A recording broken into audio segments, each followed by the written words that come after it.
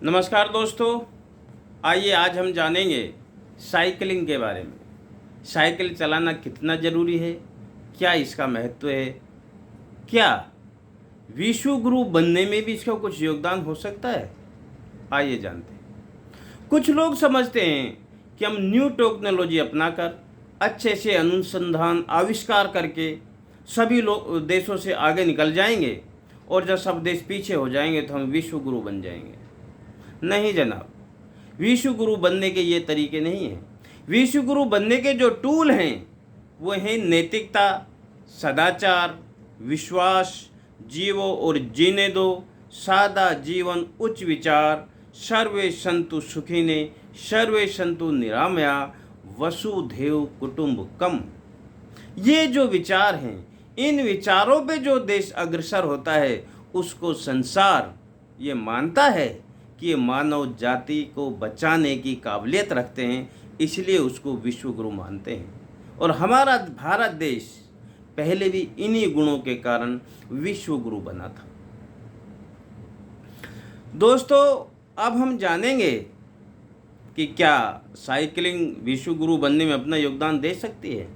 देखिए, साइकिल चलाने वाला व्यक्ति मोटर कार, गाड़ी, बाइक ये तो खरीद नहीं सकता, तो नेचुरल है कि वो एक बहुत बड़े गुनाह पाप से बच जाता है। और वो पाप क्या है?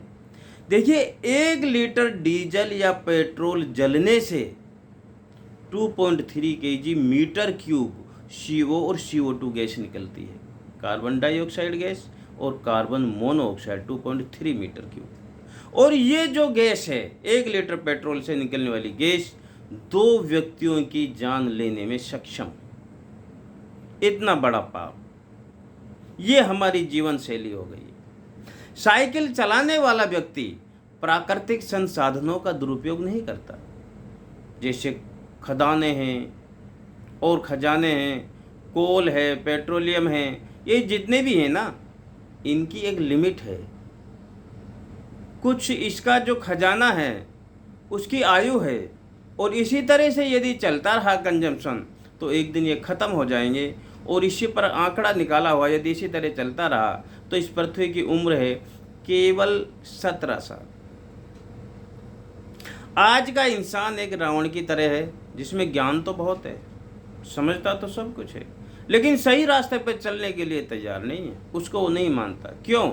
उसको शर्म आती है। जैसे मोटर बाइक, कार, हेलीकॉप्टर, हवाई जहाज़ों में चलने वाले व्यक्ति से आप साइकिल पे चाहो तो नहीं जाएगा, उसको शर्म आएगी। ये दूसरी बात है कि वो जिम में जाकर साइकिल चला लेता है। लेकिन इसी को रावण का रूप दिया गया है। जो आज का इंसान है वो रावण का रूप है, इसीलिए जो विनाश है वो नज़दीक नज़र आ रहा है। देखिए, हम अपने व्यवहार से, अपने रहन सहन के कल्चर से हमारे आने वाली जो पीढ़ी है उसकी उम्र को कम कर रहे हैं, उसको विनाश के कगार पर ले जा रहे हैं। और इस सब में यदि हम उम्र बढ़ाना चाहें सृष्टि की, तो योगदान दे सकती है साइकिलिंग, साइकिल चलाना। अच्छा देखो, आप परिवार के साथ जा रहे हैं या बहुत ज़रूरी काम से जा रहे हैं, तब तो ठीक है, आप मोबाइल चला सकते हैं, 2 व्हीलर या कुछ भी ऐसे, या फिर कार गाड़ी से जा सकते हैं। लेकिन सोचिए, बिना काम के 2 फीट चौड़ा आदमी 10 फीट चौड़ी गाड़ी में घूम रहा है, 50 किलो का आदमी 1000 किलो की गाड़ी लेकर घूम रहा है। अरे तुम्हारा तो वजन 50 किलो ही यहाँ से वहाँ ले जाना था, लेकिन 1000 किलो वजन को एक दूसरे जगह ले जाने में कितनी एनर्जी लग रही है, ये सोचा? और इसी के चलते परिणामस्वरूप पूरी पृथ्वी को सड़कों में बदला जा रहा है। तो ये जो हमारी रहन सहन की कल्चर नीति है, ये हमें विनाश की तरफ ले जा रही है। और इससे यदि हमें बचना चाहें और हमारी पृथ्वी की उम्र को बढ़ाना चाहें, हम विश्व गुरु बनना चाहें, तो हमें सबसे पहले साइकिलिंग को अपनाना होगा। साइकिलिंग इस सृष्टि की उम्र को बढ़ा सकती है। साइकिलिंग का एक और सबसे बड़ा फायदा है दोस्तों, जो सोने में सुहागे का काम करता है। क्या? स्वास्थ्य अच्छा रहता है। साइकिलिंग का मतलब वो स्वास्थ्य में योगदान देती है, और स्वस्थ रहना देशभक्ति की प्रथम सीढ़ी है। जो व्यक्ति स्वस्थ ही नहीं है, बीमार है, वो देश की तो क्या, वो तो पड़ोसी के भी काम नहीं आ सकता।